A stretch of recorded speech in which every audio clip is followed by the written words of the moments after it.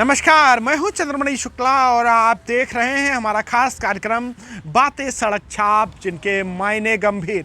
अगर आज की बात करें तो आज की बात आपको हैरान कर देगी, साथ ही ये सोचने पे मजबूर कर देगी कि उत्तर प्रदेश में भर्ती परीक्षाओं का ये हाल है। अब आप ये ज़रूर कहेंगे कि ऐसी कौन सी नई बात बताने वाले हैं भाई, पेपर आउट और परीक्षाओं में धांधली, ये तमाम चीज़ें तो हम लोग सुन चुके हैं। कोई नई बात बताने जा रहे हैं क्या?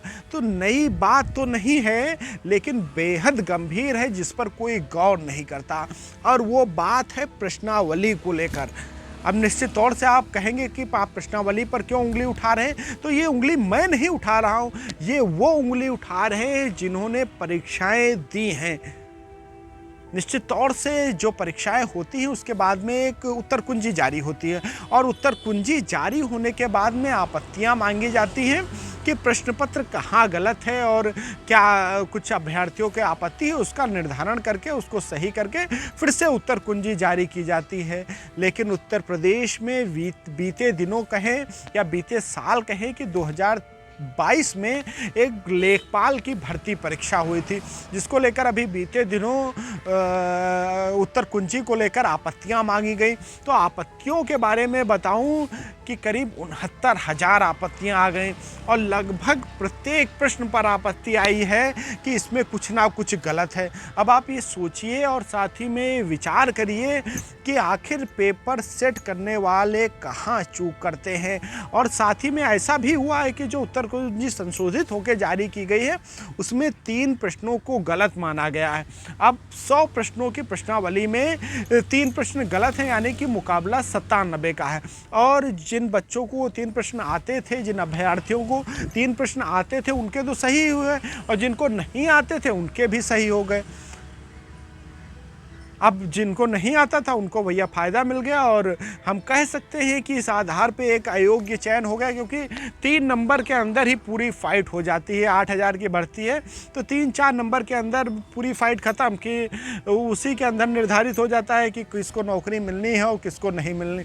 तो ये लक पर निर्धारित हो गया कि भाई जिसके 3 प्रश्न सही हो गए वो लक से सब लकी चल रहा है। तो इसको तो मैं, अगर मेरे शब्दों में कहें तो मैं इसको 3 नंबर की नकल घोषित कर दूं, पर मेरी तो चलती नहीं है, तो भाई जैसा सरकार करे वैसा ही समझना चाहिए।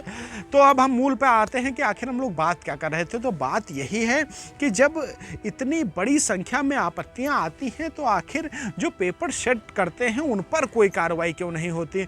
मैंने अपने पत्रकारिता काल में अभी तक कभी ये नहीं सुना है कि जिन्होंने पेपर निर्धारित किया हो उन पर कोई कार्रवाई कर दी गई हो, क्योंकि भारी संख्या में जो भर्ती परीक्षाएं होती हैं उसमें प्रश्न गलत होते हैं। अभी बात करें बीते दिनों, बीते साल की बात करें कि 69,000 की एक भर्ती हुई थी, उसमें भी देखा गया कि अब आवेदन मांगे जा रहे हैं, यानी 3-4 साल के बाद में प्रश्न पत्र गलत पाए गए। जब कोर्ट ने कहा उसके बाद में आवेदन माने जा रहे हैं, और उनको नियुक्ति मिल पाएगी, कब मिलेगी इसका कोई अभी निर्धारित नहीं है।